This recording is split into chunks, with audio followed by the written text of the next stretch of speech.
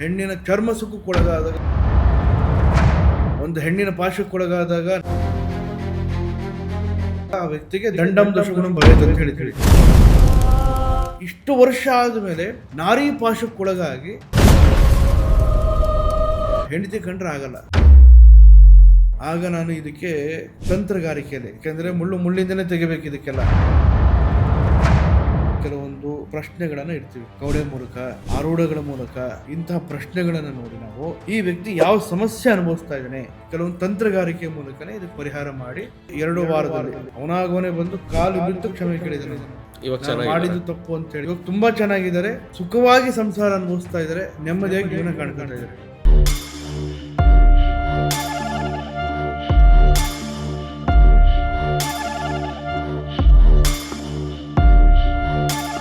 ವಾಹಿನಿ ಟಿವಿ ಎಲ್ಲ ವೀಕ್ಷಕರಿಗೂ ನಮಸ್ಕಾರ.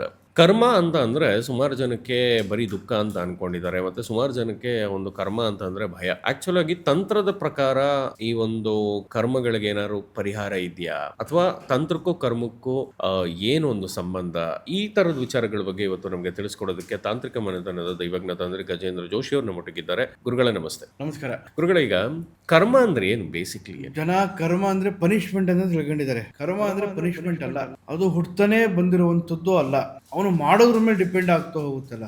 ಮುಂದೆ ಬೆಳೀತಾ ಹೋದಂಗೆನೆ, ಅವನ ಜೀವನದಲ್ಲಿ ನಡೀತಾ ಹೋದಂಗೆನೆ ಅವನ ಕರ್ಮ ಅನ್ನುವಂಥದ್ದು ಡಿಪೆಂಡ್ ಆಗ್ತಾ ಹೋಗುತ್ತೆ. ಭಗವದ್ಗೀತೆಯಲ್ಲಿ ಕೃಷ್ಣನ್ ಹೇಳಿದ್ದಾನೆ, ಕರ್ಮಣ್ಯೇ ವಾಧಿಕಾರಿಸು ಮಹಾಬಲೇಶು ಕದಾಚನ ಅಂತ ಹೇಳಿದ್ರು. ಅಂದ್ರೆ ಕರ್ಮನ ನೀನ್ ಮಾಡು, ಫಲ ಭಗವಂತನಿಗೆ ಬಿಡು ಅಂತ ಹೇಳಿ. ಕರ್ಮನ ಭಗವಂತ ಕೊಡ್ತಾನೆ, ಅಂದ್ರೆ ನೀನ್ ಮಾಡಬೇಕು. ಅಂದ್ರೆ ಯಾವ ರೀತಿಯಲ್ಲಿ, ಕೆಟ್ಟ ಕರ್ಮನೋ ಒಳ್ಳೆ ಕರ್ಮನೋ, ಅಥವಾ ಅದರಿಂದ ಯಾವುದು ಒಳ್ಳೇದು ಕೆಟ್ಟದ್ದು ಅನ್ನುವಂಥದ್ದು ಅವ್ನಿಗೆ ಗೊತ್ತಾಗಬೇಕು. ಅದ್ರ ಮೇಲೆ ಡಿಪೆಂಡ್ ಆಗ್ತಾ ಹೋಗುತ್ತಲ್ಲ. ಓಕೆ, ಈಗ ತಂತ್ರದ ಪ್ರಕಾರ ಕರ್ಮ ಅಂದ್ರೆ? ತಂತ್ರದ ಪ್ರಕಾರ ಕರ್ಮ ಅಂತ ಹೇಳಿದ್ರೆ ಅವನು ಸಾಧನೆ ಮಾಡುವಂಥ ವಿಧಾನ, ಒಳ್ಳೆಯ ಸಾಧನೆನ ಕೆಟ್ಟ ಸಾಧನೆನ, ಸಾಧನೆ ಮಾಡಿದಾಗ ಹೇಗೆ ಬದುಕ್ತಾನೆ, ಸಾಧನೆಗಿಂತ ಹೇಗಿದ್ದ, ಸಾಧನೆ ಆದ ಮೇಲೆ ಯಾವ ರೀತಿಯಲ್ಲಿ ಅವ್ನು ನಡ್ಕೊಂತಾನೆ ಅನ್ನುವಂಥದ್ದೇ ಕರ್ಮ. ಸುಮಾರು ಜನ ಕರ್ಮ ಅಂತ ಇದು ನಾನು ಹಣೆ ಬರ ಗುರು ಅಂತ ಅಂದ್ಬಿಟ್ಟು ಕೈ ಕಟ್ಕೊಂಡು ಕೂತ್ಕೊಂಡ್ಬಿಡ್ತಾರಲ್ಲ, ಇದು ನಿಜಾನ? ಸತ್ಯವಾಗ್ಲೂ ಸುಳ್ಳದು. ಹುಡ್ತಾನೆ ಯಾರು ಬಡವರಾಗಿ ಹುಟ್ಟಲ್ಲ, ಸಾಯ್ಬೇಕಾದ್ರೂ ಯಾರು ಬಡವರಾಗಿ ಸಾಯಲ್ಲ. ಅದೇ ರೀತಿಯಲ್ಲಿ ಭಗವಂತ ಎಲ್ಲರಿಗೂ ಕೂಡ ಶಕ್ತಿಗಳನ್ನು ಕೊಟ್ಟಿರ್ತಾನೆ, ದುಡಿಯುವಂಥ ಕೆಪಾಸಿಟಿನೂ ಕೊಟ್ಟಿರ್ತಾನೆ. ಅವನು ಅಂದ್ಕೊಳ್ಳುವಂಥ ರೀತಿ, ಅವನ ವಿಧಾನ ಚೇಂಜ್ ಮಾಡ್ಕೊಬೇಕಷ್ಟೇ. ಈಗ ಹಣೆ ಬರದಲ್ಲಿ ಬರೆದಿರೋಂಗೆ ಆಗುತ್ತೆ ಅಂತ ಹೇಳಿದಾಗ ಬರ್ಕೊಂಡಿದ್ದೀವ್ರೆ ಅಲ್ವಾ, ಅದಕ್ಕೆ ಸೂಕ್ತ ಈಗ ಒಂದು ಗಿಡವನ್ನು ಹಾಕಿ ಅದಕ್ಕೆ ಸರಿಯಾಗಿ ನೀರು ಗೊಬ್ಬರ ಹಾಕಲಿಲ್ಲ ಅಂತ ಹೇಳಿದ್ರೆ ಆ ಗಿಡ ಬೆಳೆಯೋದೇ ಇಲ್ಲ. ಅದೇ ರೀತಿ ಮನುಷ್ಯ ಯಾವ ರೀತಿಯಲ್ಲಿ ಯಾವ ಸಮಸ್ಯೆ ಒಳಗಾಗ್ತಾ ಇರ್ತಾನೆ, ಆ ಸಮಸ್ಯೆಯಿಂದ ಪರಿಹಾರ ಹೆಂಗ್ ಬರಬೇಕು ಅನ್ನೋದು ಅವ್ನು ಕಳ್ಕೊಬೇಕಾಗುತ್ತೆ ಅಷ್ಟೇ. ಕರ್ಮ ಅಂತ ಅಂದಿದ ತಕ್ಷಣ ಈ ಬರೀ ಕೆಟ್ಟ ಕರ್ಮನ ಅಥವಾ ಒಳ್ಳೆ ಕರ್ಮನೂ ಅನುಭವಿಸ್ಬೇಕಾ ಮನುಷ್ಯ, ಹಿಂಗೆ ಅಂತ? ಎರಡೂ ಅವನಿಗೆ ಜೀವನದಲ್ಲಿ ಬಂದೇ ಬರುತ್ತೆ, ಕೆಟ್ಟದ್ದು ಬರುತ್ತೆ, ಒಳ್ಳೇದು ಬರುತ್ತೆ. ಅವ್ನು ನಡ್ಕೊಳ್ಳುವಂಥ ರೀತಿ ವಿಧಾನ, ಷಟ್ಕರ್ಮಗಳು ಅದ್ರ ಮೇಲೆ ಡಿಪೆಂಡ್ ಆಗ್ತಾ ಹೋಗುತ್ತೆ. ಷಟ್ಕರ್ಮ ಅಂತ ಹೇಳಿದ್ರೆ ಕಾಮ, ಕ್ರೋಧ, ಮೋಹ, ಲೋಭ, ಮದ, ಮಾತ್ಸರ್ಯ, ಇಷ್ಟೂ ಕೂಡ ಅವನಿಗೆ ಡಿಪೆಂಡ್ ಆಗ್ತಾ ಹೋಗುತ್ತೆ ಇದ್ರ ಮೇಲೆ. ಕೆಲವರು ಲೈಫಲ್ಲಿ ಪದೇ ಅದೇ ಸಮಸ್ಯೆ ಬರ್ತಿರತ್ತಲ್ಲ, ಸೊ ಇದಕ್ಕೂ ಕರ್ಮಕ್ಕೂ ಏನಾದರೂ ಲಿಂಕ್ ಇದೆಯಾ ಅಂತ? ಖಂಡಿತವಾದ ಲಿಂಕ್ ಇದೆ. ಪದೇ ಸಮಸ್ಯೆ ಬರ್ತಾ ಇದೆ ಅಂದ್ರೆ ಆ ಸಮಸ್ಯೆಗೆ ಪರಿಹಾರ ಆಗಿಲ್ಲ ಅಂತ ಅರ್ಥ, ಪರಿಹಾರ ಮಾಡ್ಕೊಂಡಿಲ್ಲ ಅಂತ ಅರ್ಥ. ಸೂಕ್ತವಾಗಿ ಸಮಸ್ಯೆ ಪರಿಹಾರ ಮಾಡ್ಕೊಂಡ್ರೆ ಈ ಸಮಸ್ಯೆ ಮತ್ತೆ ಬರಲ್ಲ. ಪರಿಹಾರ ಮಾಡ್ಕೊಳ್ಳುವಂಥ ಮಾರ್ಗ ಅವ್ನು ನೋಡ್ಕೊಬೇಕಷ್ಟೇ. ಈಗ ಸಂಬಂಧಗಳಲ್ಲೇ ಆಗಲಿ ಅಥವಾ ಹಣಕಾಸಿನ ವಿಚಾರದಲ್ಲೇ ಆಗಲಿ ಅದೇ ಸಮಸ್ಯೆ ಬರ್ತಿದೆ ಅಂದಾಗ ಅದು ಹಣೆ ಬರಹನ ಅಥವಾ ಕರ್ಮನ ಅಥವಾ ಈ ಬೇರೆ ಏನಾದ್ರು ದೋಷ ಇದೆಯಾ, ಇದಕ್ಕೇನಾದ್ರು ತಂತ್ರದಲ್ಲಿ ಪ್ರಯೋಗ ಇದೆಯಾ? ಈಗ ಸಂಬಂಧದಲ್ಲಿ ಸಮಸ್ಯೆಗಳು ನೋಡಿದಾಗ ನಾನು ಬಹಳಷ್ಟು ಜನಕ್ಕೆ ನಾನು ನೋಡಿದ್ದೀನಿ, ಬರ್ತಾರೆ ಅಂಥವ್ರಿಗೆ ನಾನು ನೋಡಿದಾಗ ಎಲ್ಲರೂ ಒಂದೇ ರೀತಿಯಾದ ಸಮಸ್ಯೆಗಳಿರುತ್ತೆ. ಅದು ಪ್ಯಾಟ್ರನ್ ಚೇಂಜ್ ಆಗಿರುತ್ತೆ. ನಾವು ಓದ್ಸೋತೀನಿ ಹೇಳಿದಂಗೆ ಪ್ಯಾಟ್ರನ್ ಚೇಂಜ್ ಆಯಿತಾ. ಆ ಪ್ಯಾಟ್ರನ್ಗೆ ಬೇರೆ ವಿಧಾನಗಳು ಕೊಟ್ಟು ಬೇರೆ ಸಮಸ್ಯೆಗಳನ್ನು ಅವ್ರು ತಗೊತಾರೆ ಅಷ್ಟೇ. ಅದಕ್ಕೆ ಸೂಕ್ತ ಪರಿಹಾರವನ್ನು ನಾವು ಕಂಡುಕೋಬೇಕು ಆಯಿತಾ. ಈಗ ಯಾವ ಬಟನ್ಗೆ ಒತ್ತಿದ್ರೆ ಎಲ್ಲಿ ಸ್ವಿಚ್ ಆನ್ ಆಗುತ್ತೆ ಅನ್ನೋಂಥದ್ದು ಕಂಡುಕೊಂಡ್ರೆ ತಿಳ್ಕೊಬೇಕು. ಅದನ್ನು ತಿಳ್ಕೊಂಡಾಗ ಮಾತ್ರ ನಮಗೆ ಪರಿಹಾರ ಸಿಗುತ್ತೆ. ಓಕೆ, ಈಗ ಸುಮಾರು ಜನಕ್ಕೆ ಅವಾಗಲೇ ಹೇಳ್ದಂಗೆನೆ ಇದು ನಾಣೆ ಬರಪ್ಪ ಅಂತ ಕೈ ಕಟ್ಕೊಂಡು ಕೂತಿರೋರಿಗೆ ಏನು ಹೇಳಕ್ಕೆ ಇಷ್ಟಪಡ್ತೀರಾ? ನೋಡಿ, ಅಂಥವ್ರಿಗೆ ಜೀವನ ಇಷ್ಟೇ ಅಲ್ಲ, ಖಂಡಿತವಾಗ್ಲೂ ಜೀವನ ಬಹಳ ದೊಡ್ಡದಿದೆ. ಜೀವನ ಅನ್ನುವಂಥದ್ದು ಬರೀ ಸಣ್ಣ ನಾವು ತಗೊಂಡಿರುವಂಥ ಒಂದು ಹನಿ, ಆದರೆ ಜೀವನ ಅನ್ನುವಂಥದ್ದು ಸಮುದ್ರ ಇದ್ದ ಹಾಗೆ.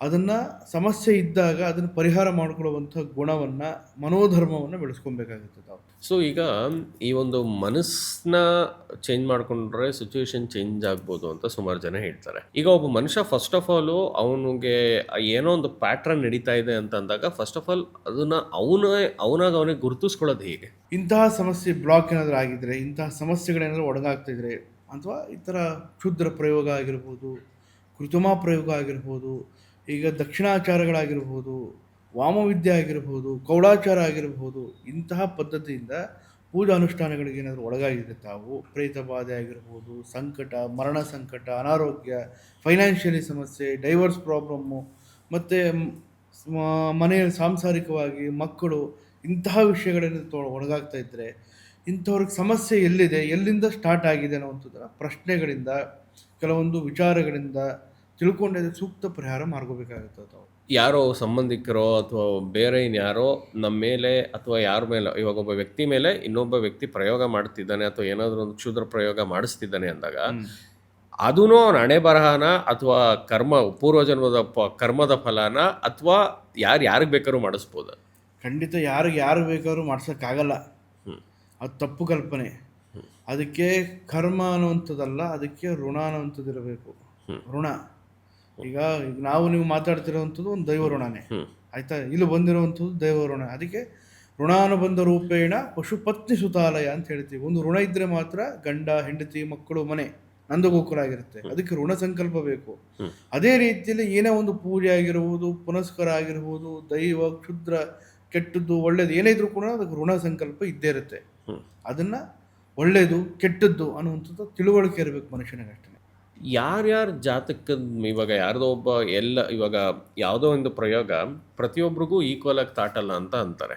ಅದು ಅವನ ತಾಟದೂ ಸಹ ಏನಾದ್ರು ಕರ್ಮದ ಮೇಲೆ ಅಥವಾ ಹಣೆ ಬರೋದ ಮೇಲೆ ಡಿಪೆಂಡ್ ಆಗತ್ತಾ? ಯಾರ್ದಾರು ಹಣೆ ಬರೋದು ತುಂಬಾ ಚೆನ್ನಾಗಿದ್ದವ್ರಿಗೆ ತಾಟದೇ ಇಲ್ವಾ? ಇಲ್ಲ, ಆ ಥರ ಅಲ್ಲ. ಅವ್ನ ಮನೋಬಲದ ಮೇಲೆ ಡಿಪೆಂಡ್ ಆಗುತ್ತೆ.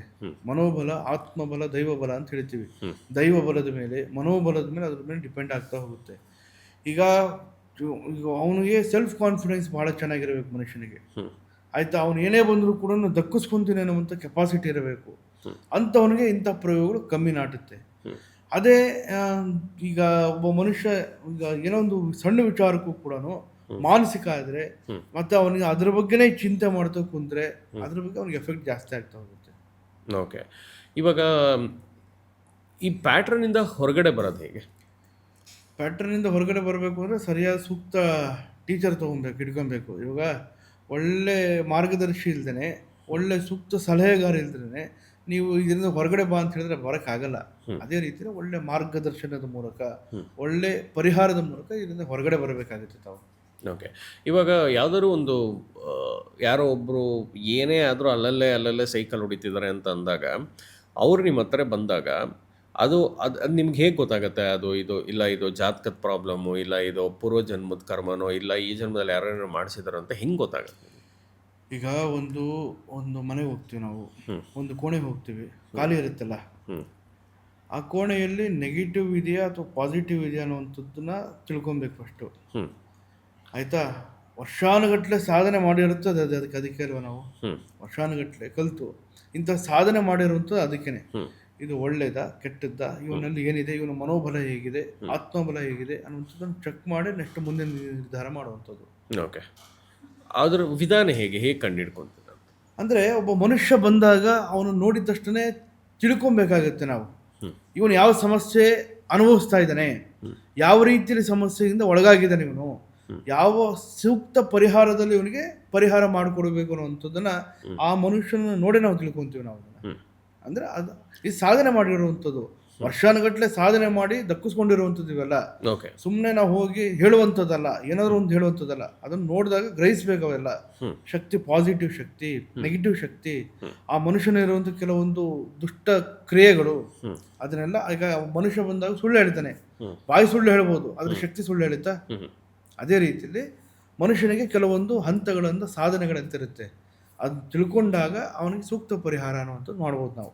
ಓಕೆ, ಹೇಗೆ ತಿಳ್ಕೊಂತೀರಾ? ಅಂದರೆ ಏನಾದ್ರು ಪ್ರಶ್ನೆಗಳನ್ನ ಹಾಕ್ತೀರಾ ಅಥವಾ ತಂತ್ರದ ಮುಖಾಂತರ ಪ್ರೋಸೆಸ್? ಈಗ ಕೆಲವೊಂದು ಮಂಡಲ ಪ್ರಶ್ನೆ ಅಂತ ಬರುತ್ತೆ, ಮಂಡಲ ಹಾಕಿ ಅವನನ್ನು ಕೂರಿಸಿ ಪ್ರಶ್ನಾರ್ಥಕನನ್ನು ಕೂರಿಸಿ ಅವನ ಬಗ್ಗೆ ಕೆಲವೊಂದು ಪ್ರಶ್ನೆಗಳನ್ನು ಇಡ್ತೀವಿ. ಕವಡೆ ಮೂಲಕ, ಆರೂಢಗಳ ಮೂಲಕ, ಅಥವಾ ಅಂಜನಗಳ ಮೂಲಕ, ಅಥವಾ ಶಕುನಗಳ ಮೂಲಕ, ಆಯ್ತಾ, ಇಂತಹ ಪ್ರಶ್ನೆಗಳನ್ನು ನೋಡಿ ನಾವು ಈ ವ್ಯಕ್ತಿಗೆ ಸೂಕ್ತ ಕ್ರಮ ಯಾವುದು ಪರಿಹಾರಕ್ಕೆ, ಈ ವ್ಯಕ್ತಿ ಯಾವ ಸಮಸ್ಯೆ ಅನುಭವಿಸ್ತಾ ಇದ್ದಾನೆ. ಈಗ ಎಕ್ಸಾಂಪಲ್, ಈಗ ಮಕ್ಕಳಿಂದ ಸಮಸ್ಯೆ ಅನುಭವಿಸ್ತಾ ಇರ್ತಾನೆ ಅವನು. ಮಕ್ಕಳನ್ನ ಮಾತು ಕೇಳಲ್ಲ, ಕಿರಿಕಿರಿ, ಜಗಳ, ಆಯ್ತಾ, ಮನೆ ಬಿಟ್ಟು ಹೋಗಿರ್ತಾರೆ, ಅಥವಾ ಮಕ್ಕಳಿಗೆ ಅವನಿಗೆ ಆಪೋಸಿಟ್ ಆಗಿರ್ತಾರೆ, ಇಂಥ ಸಮಸ್ಯೆ ಅನುಭವಿಸ್ತಾ ಇರ್ತಾನೆ.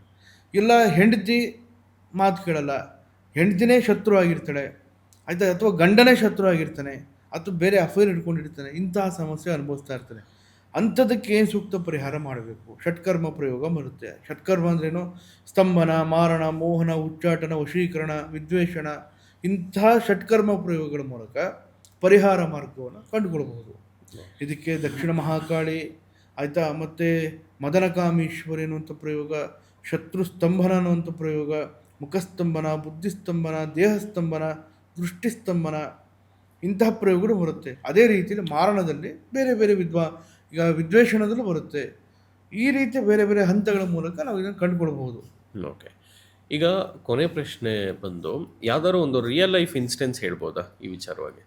ಇದ್ರ ಬಗ್ಗೆ ಎಕ್ಸಾಂಪಲ್ ಆಗಿ ಒಂದು ಹೇಳಬೇಕು ಅಂತ ಹೇಳಿದಾಗ, ಇಲ್ಲಿ ಹೆಬ್ಬಾಳ ಇದೆಯಲ್ಲ, ಹೆಬ್ಬಾಳ ನಾಗವಾರ, ಅಲ್ಲಿ ಇರುವಂಥದ್ದು